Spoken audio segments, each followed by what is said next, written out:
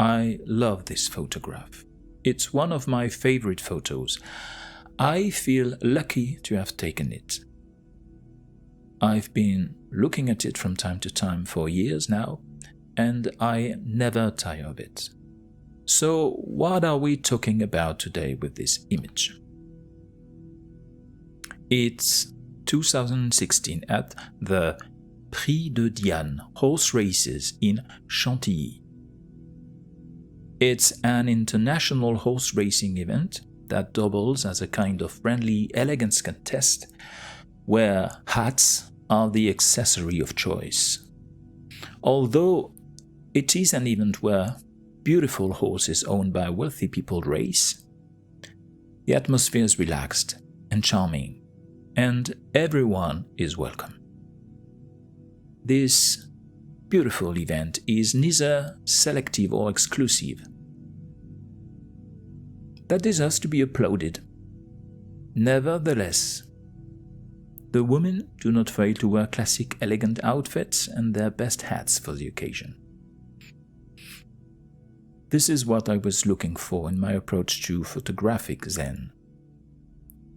There's much to be said about the virtues of clothing, its power of sociological expression, and its intimate and real relationship to the very ontology of the contemporary individual. Some people think that clothing is superficial, that you can't judge a book by its cover. Well, they are wrong. Let me explain. Adopting the standard attire of the masses, without elegance, without personality, without genius, without audacity, and even without choice, is the 0 degree of subjectivity. Yet, subjectivity is you and me. That is all we are.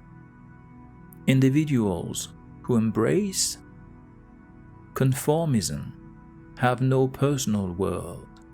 They adopt the mediocre offerings of a consumer society that is running out of steam and renounce their almost sacred duty to embody their own subjectivity, their personal being.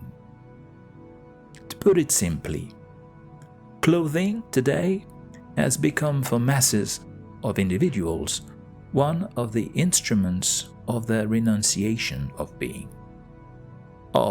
being as a subjective, singular, potential, unique, free personality.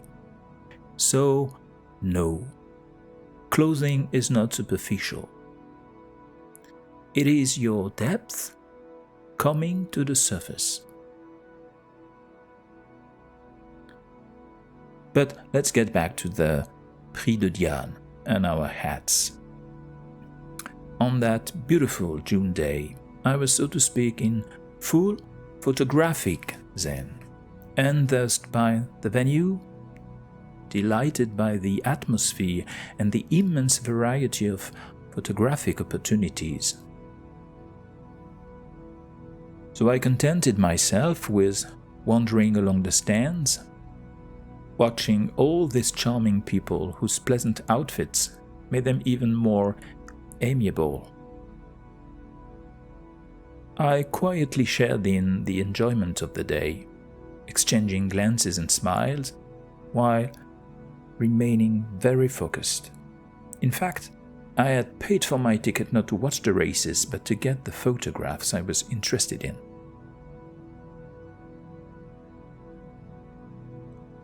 Here is how it works. The race is announced. Shortly afterwards, it starts and lasts only a few minutes.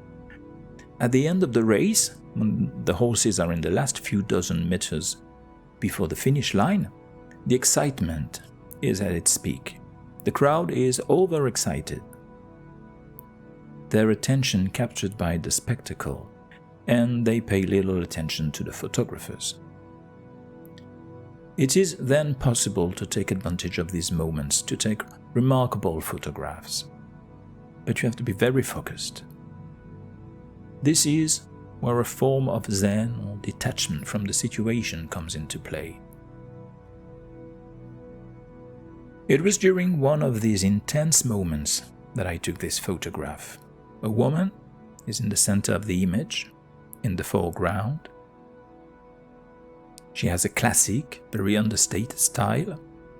She is wearing a wide-brimmed hat with a wavy line that gives her a very special elegance. I believe that this irregular, elliptical shape is an essential part of the image's charm. If a hat was simply round, the image would be completely different and probably less interesting. What's more, its shape is isolated from the other subjects in the frame. The hat has its own space and remains untouched by any pollution from other elements.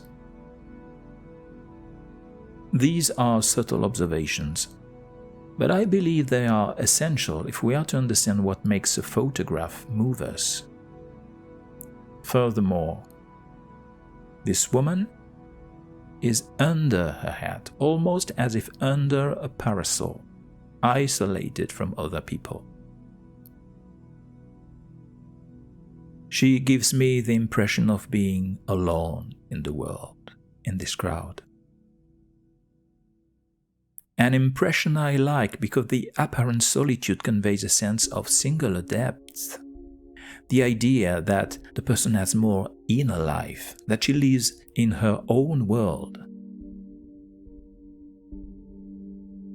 Of course, the other important element is her gaze, which she directs into the distance and seems to observe other, less mundane horizons. Behind her, however, are two older women who are looking me up and down and wondering about me, about what I am doing. They give me the impression of being my censors, character that the artist is bound to encounter on his path. Those who stray from the beaten path, from conventional attitudes, who create something new, through their audacity, are systematically labeled as depraved, potentially considered monsters. They are attributed with most sinister and guilty intentions.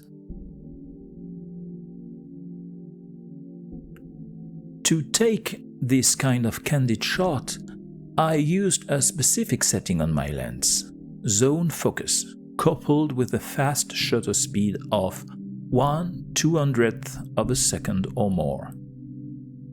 If you close the aperture of a 28mm lens to f8 and set the focus ring to 2 meters, your photograph will be reasonably sharp over an area of 1.30 m to approximately 5.30 m in front of the camera. A table of these specifications can be found in your lenses manuals. Now, you can disengage your autofocus system and not worry about it anymore. You can focus solely on your frame, the moment, the composition. You can dream in peace and shoot in the blink of an eye. This is called zone focus. The artistic or conceptual process used here to obtain lively and natural portraits of people is that of off-frame or off-camera photography. This means that you do not photograph the action that is taking place, but instead turn your back on it. You look in the opposite direction to the mesmerized crowd. Isn't that already highly symbolic? You observe those who are watching.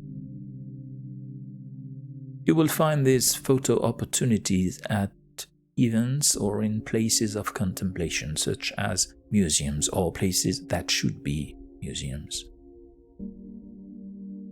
If you are bold enough, if you feel like it, you can take advantage of these circumstances to perhaps create remarkable images that will tell something special, unique, non-conformist. Images that point you towards something authentically human, beyond social rigidity, blockages, and confinement.